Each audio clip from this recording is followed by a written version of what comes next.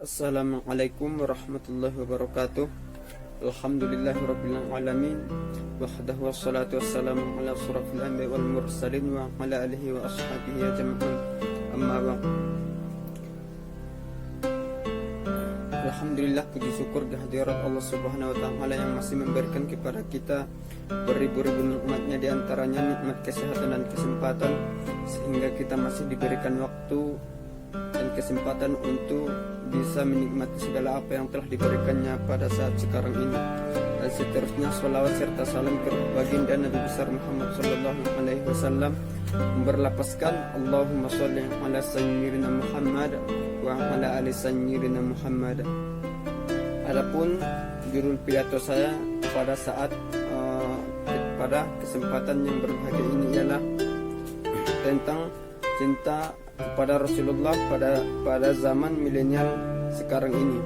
Rasulullah Shallallahu Alaihi Wasallam memang sudah jauh berlalu sebelum generasi milenial ada saat ini yang disebut dengan generasi milenial, yaitu mereka yang lahir di atas tahun 1980 sampai pada 1997-an. Namun keteladanan Rasulullah Shallallahu Alaihi Wasallam masih bisa kita jadikan sebagai panutan hingga saat ini. Segala ucapan dan segala perilaku beliau masih relevan dengan yang terjadi di era yang jauh lebih modern seperti sekarang. Karena risalah yang dibawa oleh beliau, risalah Islam, diturunkan untuk hingga akhir zaman. Generasi milenial ini juga disebut sebagai generasi emas, generasi yang sangat potensial menjadi generasi bagi kebangkitan Islam. Meskipun dalam mengelola masa muda agar memiliki karakter kuat dalam keagamaan merupakan suatu perjuangan yang tidak mudah dan sederhana, sebab pertentangan yang paling berat dan sulit serta menantang dalam fase kehidupan kita ini ialah menundukkan masa muda untuk tumbuh dan beribadah kepada Allah Subhanahu wa taala. Itulah sebabnya Rasulullah Shallallahu alaihi wasallam menyebutkan di antara 7 golongan yang memperoleh naungan pada saat tiada naungan kecuali naungan daripada Allah Subhanahu wa taala, yaitu pada hari kiamat adalah pemuda yang tumbuh dalam rangka beribadah kepada Allah Subhanahu wa taala. Pemuda sukses yang pandai memanfaatkan peluang masa mudanya untuk selalu ingat apa tujuan ia diciptakan oleh Allah. Ia menyadari peluang itu tidak akan berulang. Ia memanfaatkan masa muda sebelum datang masa lemahnya atau masa tuanya. Ia memanfaatkan masa sehatnya sebelum datang masa sakitnya. Dan juga ia memanfaatkan masa lapangnya sebelum datang masa sempitnya.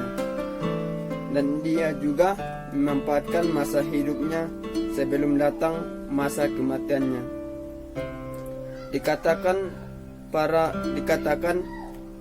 pemuda juga harus menyadari dan mengetahui bahwa banyak program dari luar Islam yang diarahkan kepada pemuda dengan 5 program. Karena orang di luar Islam tahu persis kalau ingin hancurkan suatu masyarakat di peradaban, maka hancurkan dulu para pemudanya.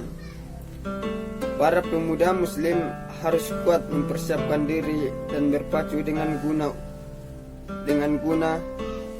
waktu menghadapi serangan tersebut. Dengan perang, dengan pemikiran sekuler, pluralis dan liberalis, dan juga liberalisme. Waktumu sangat penting. Jangan dibuang sia-sia. Banyak-banyaklah menghadiri majelis ilmu, perkuat agama dan tauhid. Setiap sisi kehidupan Rasulullah Sallallahu Alaihi Wasallam bisa dipelajari mulai dari sejak beliau dilahirkan sampai Rasulullah Sallallahu Alaihi Wasallam wafat. Bisa kita ketahui dengan mendetail. Bahkan ada para ulama yang menulis segala hal yang berkenaan dengan baginda beliau. Segala hal yang berkenaan dengan Rasulullah Sallallahu Alaihi Wasallam. kehidupan beliau merupakan cermin bagi umatnya. Rasulullah Shallallahu Alaihi Wasallam adalah seorang pemimpin yang adil, jenderal yang pemberani, guru yang menjadi teladan, pedagang yang jujur, pengembala yang bertanggung jawab, ayah yang penyayang, suami yang setia, teman yang baik bagi pemuda.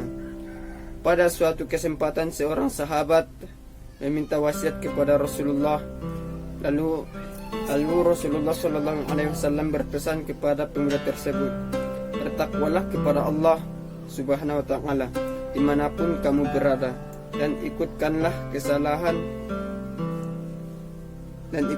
kesalahan dengan kebaikan, niscaya dosa akan terputus, dan berakhlaklah kepada manusia dengan akhlak yang baik.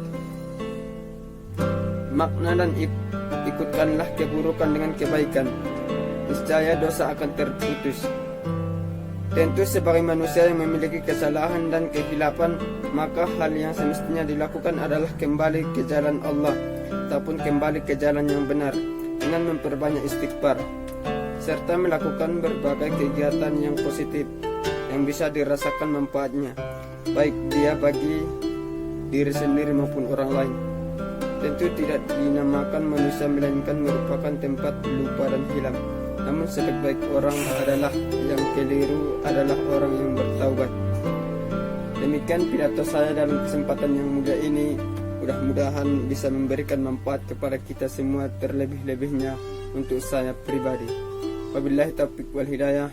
Assalamualaikum warahmatullahi wabarakatuh.